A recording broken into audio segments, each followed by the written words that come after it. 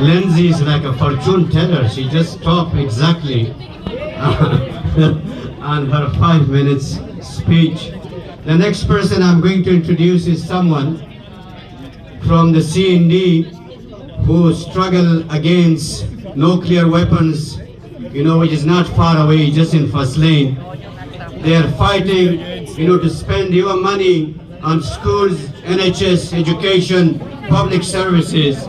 And this person is Lynn Jamieson, chair of the Scottish CND. Please give her a big round of applause. Thank you. Hello, I'm very proud to be here, and Scottish CND are always pleased to walk along with Stop the War, with the STUC and with everybody who stands in solidarity with Palestine. As you can see, Israel is a nuclear-armed state. It's been a nuclear-armed state, we think, at least since the 1960s. And the fact that it is a nuclear-armed state is not irrelevant to what has happened. In fact, it is an enabling and incredibly important element of what's happening in Gaza. There's three reasons I want to just briefly try to say. One is the willingness to use indiscriminate, hellish force that kills everything. Another is the mentality of thinking that my might is my right.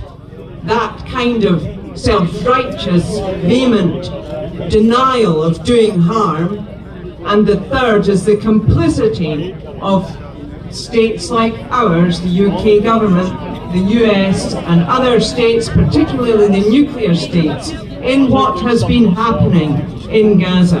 All of these are connected to the fact that Israel is a nuclear state. So if I just go back to the indiscriminate killing, a nuclear weapon, the one that was referred to by our chair here, our chairperson at Pass Lane, not far from here, is designed to launch 40 nuclear weapons at once on a single submarine, 8 missiles, 5 bombs on each one 10 times Hiroshima, would kill every living thing for an enormous radius, and then there's the subsequent radiation, the destruction of the ecosystem through the muck that goes up into the stratosphere. So we have generations of politicians who've taken the decision to say it's okay to use those nuclear weapons and that they are willing to press the button. Remember how they posture in the election campaign saying, we are one of the big guys that's willing to do this. Israel has been part of that game. It's only one of 5 states in the world, though, that has never signed a disarmament treaty.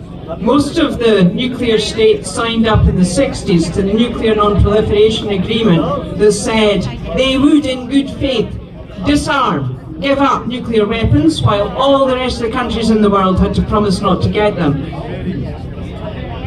The mentality, my might is my right, is the hellish thing that we need to fight against. So when you are voting in this election, remember, if you vote for a candidate who supports nuclear weapons and is prepared to say they'll press the button, they are part of the problem that makes this kind of slaughter in Gaza possible.